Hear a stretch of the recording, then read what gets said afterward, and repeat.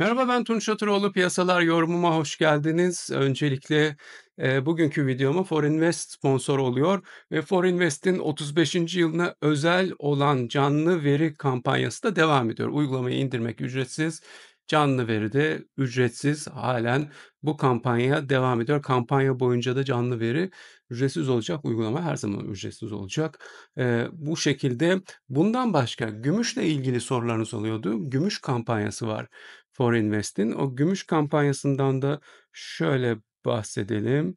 Eee, ForInvest cüzdanı üzerinden şurada evet herkes ForInvest cüzdanı üzerinden altın, gümüş evet şu şekilde altın, gümüş vesaire alabiliyorsunuz ve de 31 Temmuz'a kadar üye olup buradan tek seferde 1 gram altın veya 100 gram gümüş aldığınız zaman 10 gram gümüş kazanıyorsunuz. 10 gram gümüş nasıl kazanıyorsunuz? Cüzdanınıza ağustos'un ilk haftasında ekleniyor. Yani ben yaptım, gümüş almadım diyenler varsa burada şartlar yazıyor arkadaşlar. Bu aşağıda açıklamalarda linkini de bulabileceksiniz. Gümüş, altın vesaire buradan alabiliyorsunuz. İşte esaslar burada anlatılmış. Kampanyaya kimler katılabilir? Hediye gümüş ne zaman verilecek? Hediye gümüşü nasıl kullanabilirim vesaire gibi şeylerin hepsi var. ForInvest cüzdanla ne yapabilirsiniz? Ayrıca hepsini görüyorsunuz. Evet, nereden gümüş alayım, nasıl alayım diyenler için böyle de bir imkan var şu anda. Evet, şimdi bu hafta, Amerika'da önemli veriler var ve de Amerika'da hafta kısa olacak. Şimdi 4 Temmuz Bağımsızlık Günü, bayramları adamların. O gün kapalı. Cuma, perşembe günü de yarım gün olacak ama önemli olan çarşamba günü bir kere, özel sektör tarım dışı istihdam verisi açıklanacak. İşsizlik sonra perşembe günü tarım dışı istihdam verisi açıklanacak. Normalde cuma açıklanırdı. Perşembe günü açıklanacak. İşsizlik başvuruları verileri açıklanacak. Yani istihdam verileri çok önemli olacak bu hafta. Ondan sonraki hafta tabii ki gene enflasyon verisi olacak ama bu hafta önemli. Çünkü 2 şey var piyasanın beklediği. Bir artık ticaret, anlaşmalarının yapılması. Çünkü sürekli olarak bu hafta olmadı, önümüzdeki hafta falan diyerek Trump oyalıyor insanları ve Scott Bessent çünkü ortada bir şey yok. Kendileri de bir netice alamadılar. En sonunda Trump kestirdi, attı. Dedi ki yani ben size bir mektup göndereceğim. Bu kadar oldu diyeceğim dedi. Böyle bu sizin gümrük oranınız. Artık ister anlaşırsınız, ister anlaşmazsınız dedi. Bu biraz belki etkili olacaktır. Ve bu konuda da Kanada'yla ipleri kopartmıştı. Kanada geri adım attı. Zaten saçma bir iş yapmışlardı. Kanada geri adım attı ve piyasalarda da özellikle faizler tarafında pozitif bir hava var. Sanki piyasa işte bu verilere bakarak Fed'in artık faiz indirmeye başlayabileceğini düşünüyor.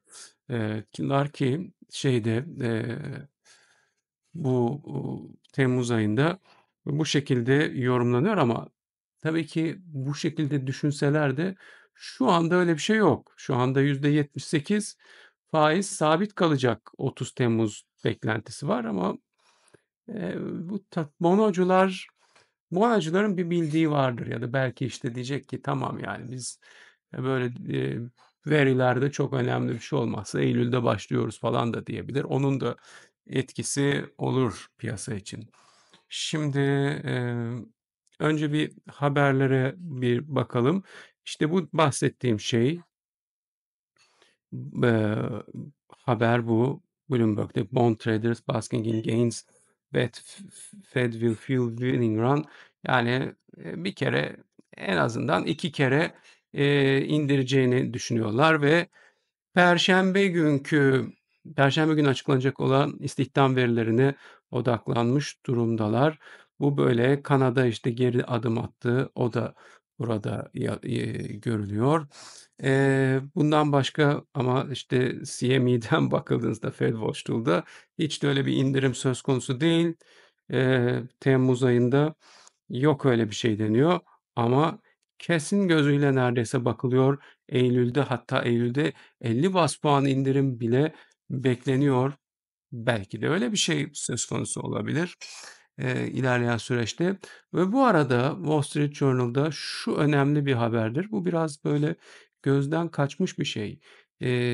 Rusya'nın 50.000 askerini Sumi, çevresinde, yoğunlaştırdığını ve Ukrayna'daki durumun Ukrayna için çok artık tehlikeli olduğunu gösteriyor. Yani orada da belki bir yaz taarruzuyla artık, Putin bütün istediklerini kabul ettirmek için son bir hamle yapmak istiyor. Tabii bu da jeopolitik riskleri artıran bir unsur. Ya da diğer taraftan yok artık biz, Rusya'nın, şartlarını kabul edelim, bu iş de burada bitsin diyebilirler. Bilemiyorum. Yani o işin, sahadaki boyutunu bilmek, anlamak mümkün değil. Şöyle, Clausewitz "Savaş diplomasinin devamıdır." demiştir. Aynen burada olan olay o. Yani burada bir diplomasiyle bir çözüm bulunmak istendi. İşte Amerika bu çözümü kabul etmiyoruz dedi. Ukrayna zaten herhangi bir şey kabul etmiyor. O zaman savaş diplomasinin devamı oluyor. Bu durumda belki savaşta bir şey elde edersem tekrar masaya oturduğum zaman elim güçlü olur diye düşünmüş olabilir Putin. Evet, yani tabii jeopolitik riskleri de arttıran bir unsur. Bunların ne anlama geldiğini birazdan tek tek hepsinin üzerinden geçerek anlatacağım. Fakat şimdi öncesinde şöyle Borsa İstanbul. Borsa İstanbul bakın ne yazıyor? 9.900.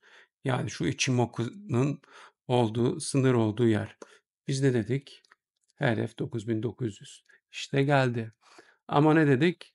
Belli olmaz, bir acayip bir şeyler olur. Bu bir satışlar gelir, para kaybedersiniz. Bunu yükselişi satış fırsatı olarak kullanırsınız. Bir şeyler almayın dedik, değil mi? Yani çünkü alabilirdiniz, evet, çok da kazanabilirdiniz. İşte banka alıp %10 kazanabilirdiniz. Ama tam tersine satış da gelebilirdi. O yüzden elinizdekileri satmak için iyi bir fırsat olacaktır diye düşünüyorum. İşte 9.900 bekliyorduk, geldi. Biraz daha üzeri olabilir. Baktık satışlar geliyor. Siz de satarsınız. Zararınızı azaltmış olursunuz bu durumda. Çünkü bana gelen şeyler 2 senedir para kazanamadık. İşte bilmem bacası tüten dediler. Şöyle olduk. Temettü var dediler. Böyle olduk falan. Onlara yapabilecek bir şey yok. Çünkü 2 sene hatta daha belki uzun bir süre para kazanamadığınız için yani o faizlerden de faydalanamadınız, Nasdaq'taki yükselişten de faydalanamadınız, altındaki yükselişten de faydalanamadınız. Hiçbir şeyden faydalanamadınız yani. Çünkü orada kilitli kaldınız. Buradan belki işte çıkıp kurtulmanız için son bir şanslar falan olabilir. Çünkü aslında ekonomiye bakmak lazım. Ekonomiye bakıldığı zaman ne bekleniyor? İşte bugün mutlak mutlan bilmem nesi ertelendi. O ertelendiği için de erken faiz indirimleri devam edebilecek. Zaten Ziraat Bankası Genel Müdürü de erken faiz indirimlerinin devam edeceği konusunda bir açıklama yapmış. Yani 350 bas puan indirim demek. Erken faiz indirimleri vardı zaten Mart ayına gelindiğinde. Ona geri dönüldü demek. Yani ona geri dönüleceğini yani aslında onu eklediğini söylüyor. Eee neden erken faiz indirimi dediğimi de burada bir kez daha hatırlatayım. Dediler ki biz orta vadeli program yaptık. 2024 sonunda da enflasyon beklentimiz 33. Değil mi? 33'e indireceğiz biz bu enflasyonu. Ve de işte ondan sonra da faizler inecekti. Ben de dedim ki ya tamam 33'e indir. TÜİK 33'ü de olsa kabulümüzdür. Çünkü TÜİK 33'ünü biz 43-45 gibi değerlendirebiliriz böyle. O zaman 50 olan faizde biraz inebilir değil mi? 50 olursa ne bileyim 47 olabilir. Çünkü 33'e indirmişsin. 46,5 falan belki olabilir yani. Ama adam daha 33'e indirmeden sanki 33'ü indirmeyi başarmış gibi faiz indirmeye başladı. Bu erken faiz indirimi. Ondan sonra çünkü dedi ki bizim enflasyon hedefimiz 21. Biz dedik yani şimdi sen faiz indiriyorsan 21 hedefini tutturmana imkan yok. Bu erken faiz indirimi olur. Senin 21 hedefini unut sen yani. 21 hedefim var diyen adam bunun üzerinden bir ay bile geçmeden gidip faiz indirir mi yani? Ama indirdi. O zaman 21 hedefin tutmasına imkân kalmadı. Attılar tuttular hedefimizi tutturacağız falan diye. Ondan sonra 24 çıkarttılar. Sonra dediler ki 24 diye yazdıysak da aslında 29 diye okunur dediler. O da öyle, bir yani o bağlamda açıklamalar yaptılar. Ondan sonra şimdi diyor ki 24 gibi yazdık, 29 gibi okunur. Şimdi bir daha faiz indireceksin, öyle mi?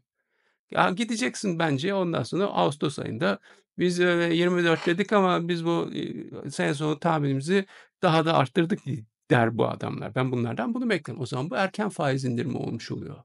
Çünkü sen hiçbir enflasyon hedefini tutturamıyorsun. Yani faiz indirsek bile yeterli sıkılık olacak mesnetsiz bir iddia olduğunu veri göstermiş zaten. Yani o yüzden erken faiz indirimi diyoruz. Peki bunun haricinde bir iyilik olur mu piyasada? Zaten şurada yapılacak az bir faiz indirimiyle.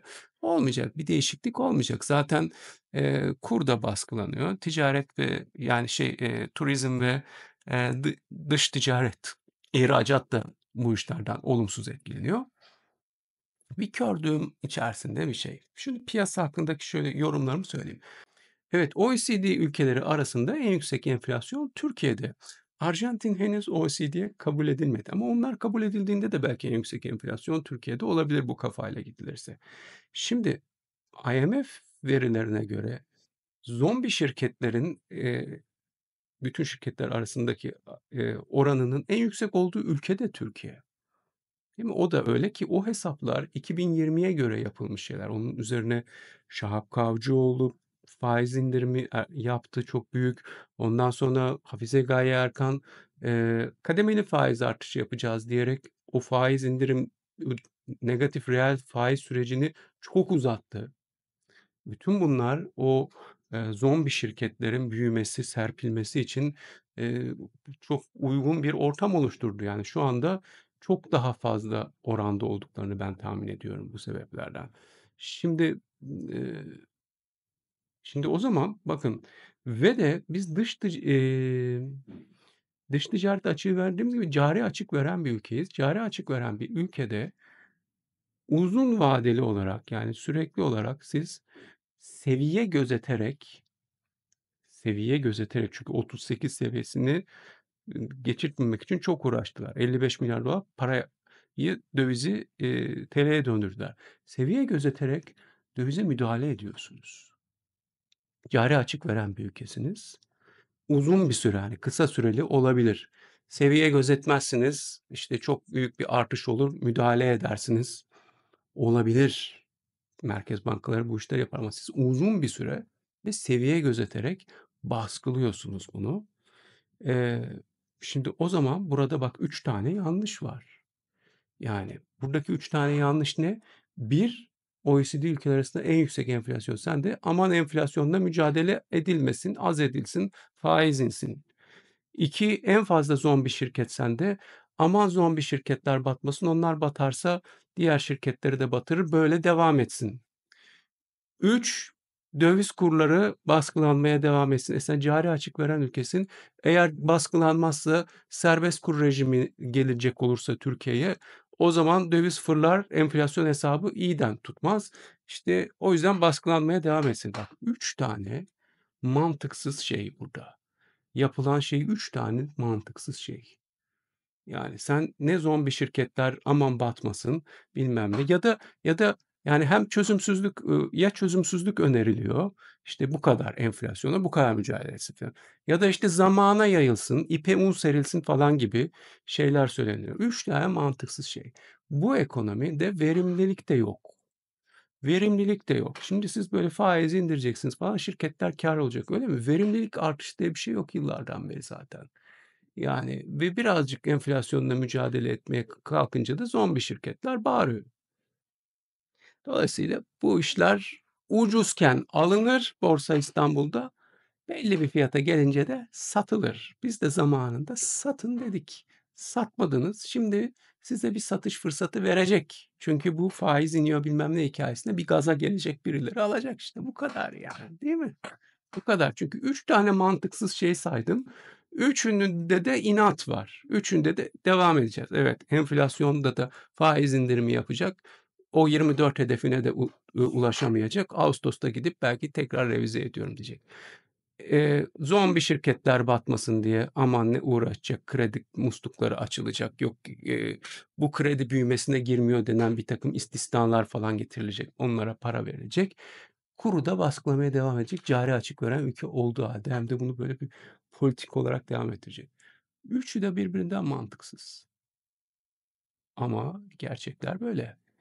Evet, uzun konuştuk ama, gerekliydi bence. Şimdi bundan başka Dow Jones, S&P 500 beğeniyoruz. S&P 500 6.400 hedefimiz devam ediyor. Bu ilk hedefimiz. Oraya gelince satmayacağız, bakacağız. Belki Fed'den olumlu sinyaller gelecek. 7.300 ikinci hedefimize gideceğiz. Dolayısıyla S&P 500'ü beğenmeye devam ediyoruz. Nasdaq'ı daha çok beğeniyoruz. Nasdaq'ta hedefimiz daha sonraki 26.000 hedefimiz bulunuyor ama, burada önemli olan S&P 500 hedefimizdir. S&P 500 hedefimizi takip edeceğiz. Çünkü S&P 500'de 7.300'e geldiğimizde Nasdaq'ta belki bambaşka yerlerde olabiliriz. Çünkü oradaki hikâye çok önemli. Yapay zekâ, inanılmaz bir devrim. Yani onun bilincinde olmak, farkında olmak gerekir yapay zekânın ve, bundan sonra tabii ki kripto paralar. Kripto paralarda şöyle bir yaklaşalım. Eee 12 saatlikten takip ediyoruz. 12 saatlikte şu 106.000'in üzerine çıktık, aldık, tamam, şimdi tutuyoruz. Şu anda görüşümüz Bitcoin'de tut, 106.800 birinci destek, 106.000 de ikinci destek. Şu anda Bitcoin'deki görüşümüz tut. Ether'deki görüşümüz o da tut. Neden? Çünkü orada da, şu 2.450'nin üzerine çıkarsa al dedik. Şu anda 2.450 destek. O yüzden şu anda tut diyoruz. 2.450 birinci destek, 2.400 ikinci destek, 2.357 üçüncü destek. Şu anda Ether'de görüşümüz tut yönünde. Ripple'da da görüşümüz tut yönünde. Şu anda birinci destek 2.16 şu anda görünüyor. Almak için belki şu 2.20'nin geçilmesini beklemek gerekiyor. Onu değiştirelim, şu şekilde yapalım. Eee, Ripple'daki görüşümüz de böyleydi. Ek olarak şimdi gelelim gümüşe. Gümüş konusunda şunun anlaşılması lazım. Yani ben gümüşte pozitifim. Altın düşerken gümüş çıkar mı? Evet, altın düşerken gümüş çıkabilir. Bu nasıl olacak? Bakın nasıl olacak, ben size söyleyeyim yani. Bir kere şöyle bir, şeye dikkat çekmek istiyorum burada. Dolar endeksi. Dolar endeksine baktığınızda, şöyle haftalıktan bakayım, size göstereyim. Dolar endeksinin 98,5 önemli bir seviyeymiş ve bu seviye kırıldı şu anda ve bu, seviye, 28 Şubat 2022'de görülmüş. Haftasında görmüş. Euro kırıldı. Fakat aşağıda şu 97.264'te bir önemli seviye daha var ki bu daha evvelden 2019'da uzun bir süre destek olarak çalışmış, 2021'de de direnç olarak çalışmış. Hatta 2019'daki desteği geriye götürürsek, 2016'da falan da buranın çalıştığını görüyoruz. Yani şimdi oraya varmak üzereyiz. Haftalıkta, eee Wave Trend osilatörü sata dönmek, aşırı satış bölgesinde olduğunu görüyoruz. Nadaraya-Watson göstergesinin altına inildiğini görüyoruz. Bütün bunlar artık bize burada bir dolar endeksinde yukarı yönlü hareket olabileceğini gösteriyor. Bunu unutmayınız. Bakın, dolar endeksi 13 Ocak tarihinden itibaren, yani haftasından itibaren düşüyor. Şimdi artık dolar endeksi artıya geçebilir. Bütün bunlar, yani tekrar yükselişe geçebilir. Bütün bunlar şunu diyor: altındaki yükseliş, bir dolar endeksi aşağı geliyor, altın o zaman değerleniyor. Bu böyle ama ek olarak sadece dolar endeksi değil, bu jeopolitik belirsizlik nedeniyle de altına çok ciddi bir, giriş oldu. Fakat şimdi burada, belirsizlik nedeniyle de riskli varlık olan gümüşe satışlar geldi. O altına eşlik edemedi. Şimdi o geride kalmış olan gümüş dolar endeksi yükselişe geçtiğinde yükselişe geçebilir. Dolar endeksi artınca emtia artmaz, normalde düşer. Ama bu dolar endeksindeki bu düşüş doların değer kaybetmesinin sebebi jeopolitik gerilim oldu. Tersine döndü işler. Dolayısıyla şimdi dolar endeksiyle birlikte gümüş daha fazla değerlenebilir. Ve altın da düşebilir o zaman. Çünkü oradaki korelasyon o şekilde çalışıyor. Yani hem dolar endeksi güçlendiği için altın düşer, o bilinen bir şey. Hem de buradaki altının çıkmasına sebep olan o belirsizlikler falan, en başta anlattım ya, işte ticaret anlaşması yapacağım dedi, yapamadı falan. Onlar gelebilir artık bu saatten sonra. Hem onlar gelebilir. Yani teknik olarak da bu kadar böyle aşırı satış bölgesine gelmiş. Günlükten de bakalım. Bakın günlükte de Nadara'ya Watson işte yaklaşık bir 96,5'a falan denk geliyor. Yani orada da wave trend aşırı satış bölgesinde falan bulunuyor. Yani hazır her şey. Gümüşü o yüzden beğenmeye devam ediyoruz. Altını ise şu anda altın önermiyoruz. Altın konusundaki görüşüm aynıdır. Altında herhangi bir görüşümde değişiklik yoktur. Yeni bir alış önermiyoruz. 3265 kırıldıktan sonra da satış önermeyeceğiz. Çünkü halen daha kritik desteğin üzerinde kalmıştır, ama iyi görmediğimi söyleyeyim. Şimdi ek olarak bir de şunu söyleyeyim. Ek olarak şunu söyleyeyim. Hâlâ görüşünüz aynı mı? Hâlâ aynı fikirde misiniz diye falan çok soru soruluyor. Onlara artık hayır değilim cevabı vereceğimi söyledim. Neden? Peki yeni görüşünüz ne? Gel burada videoda izle, yeni görüşümü öğren diyeceğim. Gayrimenkul piyasasıyla ilgili sorular soruluyor. Şimdi ben dedim ki ev sahibi düşmanı uygulamalar devam ettiği sürece ben Türkiye'de yatırım için konut alınmasını önermiyorum. Oturmak içinse alınabilir. Şimdi hâlâ aynı görüşte miyim?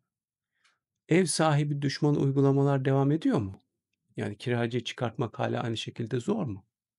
Zor, değil mi? Size daha da böyle vergi koyarız, boş duran evlerden şöyle şunlar alınsın, bunlar alınsın falan diye iktidarın da muhalefetinde konuşanlar var mı? Var, değil mi? Yani iktidar partisinde olsun, muhalefet partisinde olsun, böyle bu şeyler konuşuluyor mu zaman zaman? Konuşuluyor. O zaman yatırım için alınmaz arkadaşlar. Bitti yani. Buradaki olay ekonomideki faiz indi çıktı olayı değil ki. Buradaki olay hukuki bir şey. Bu kafa değişmiyor. Mesela adamlar şimdi gidiyorlar emlak vergisine zam yapacaklar. Böyle bir kendileri gidiyorlar işte bir buraya bu sokağa bu kadar değer biçtik diyorlar. Şimdi ben kendim bir gayrimenkulüme bir değer biçtirecek olsam, bunu da yasal bir işte kullanacak olsam bana diyecekler ki 2 tane değerleme uzmanından rapor al gel. Şimdi belediye gelip buralara baktığı zaman kaç tane değerleme uzmanı olması gerekiyor içinde? Gerekmiyor. Burada zaten tuhaf bir durum var yani. Bunların hepsinin komple ele alınıp değiştirilmesi gerekiyor. Böyle bir şey olmadığına göre o zaman Türkiye'de yatırım için konut önermiyoruz. Ticari gayrimenkul belki alınabilir. Tek tek gayrimenkul özelinde bakmak gerekir. Oturmak içinse alın. Bak o konuda hiçbir endişemiz yok. Bir tane konut alacağım, oturacağım. Al. Onun haricinde yazlık mı alacaksın, bilmem ne mi alacaksın? Onları bilemem. Çünkü hepsi kendine özel durumu olan şeyler. Oturmak için bir tane yaşadığım şehirde ev almak istiyorum. Al. Taksitle mi alayım, bilmem neyle mi alayım falan. Git hesabını yap. Hangisini imkanın varsa onunla al. Yani çünkü tek tek insan bazında bunun değerlendirilmesi gerekiyor. Senin gelirin ne kadar, sen bu şeyi ödeyebilir misin falan. Bu konudaki görüşlerimde en ufak bir değişiklik yok. Bugünlük de bu kadar.